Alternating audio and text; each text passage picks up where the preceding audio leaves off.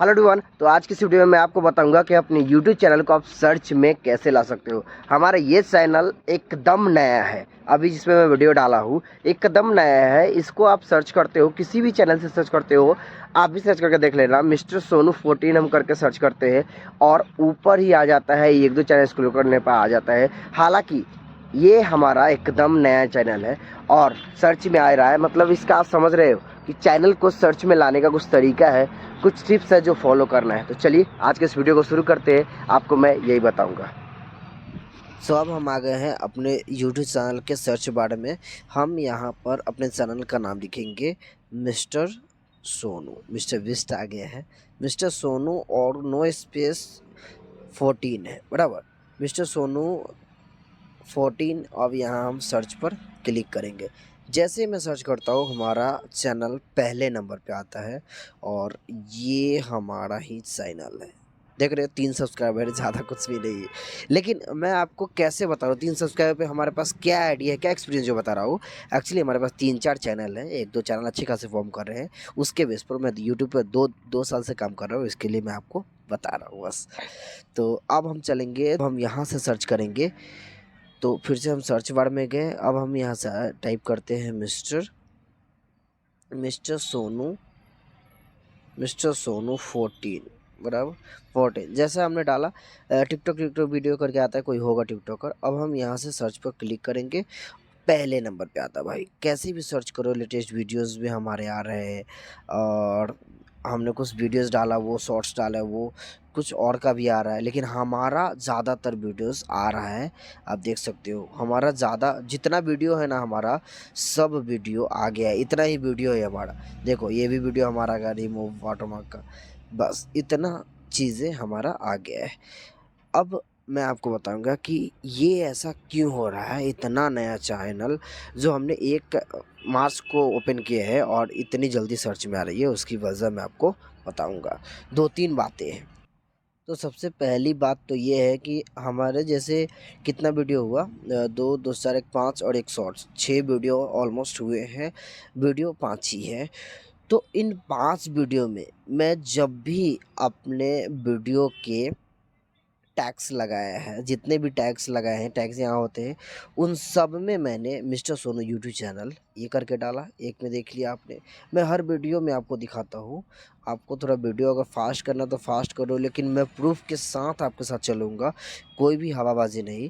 तो पहली बात तो यही है, देखो मिस्टर सोनू यूट्यूब चैनल, मैं अपने चैनल को अपने टैग्स में यूज़ कर रहा हूँ। इस पर हम देख लेते हैं, हर एक वीडियो में मैंने यूज़ किया है। तो यूट्यूब का एल्गोरिदम वर्क करने लगता है और हमारे चैनल को सपोर्ट करने लगता है। मिस्टर सोनू 14 यही मैं चैनल बनाने से पहले सर्च कर रहा था, तो कुछ और चीज़ें आ रही थी, जैसे मिस्टर सोनू से जितना चैनल बना है वो सब आ रहा था, लेकिन ऑथेंटिक आ रहा है हमारा चैनल, जो प्रॉपरली मिस्टर सोनू 14 करके लिखा है वो आ रहा है। तो उसकी वजह पहली हो गई कि हमने अपने टैग्स में अपने चैनल का नाम लिखा। नेक्स्ट, अब हम नेक्स्ट चलेंगे क्रोम पे और क्रोम पे आपको दिखाऊंगा कि मैं वहाँ पर क्या अतिक्रम किया हूँ।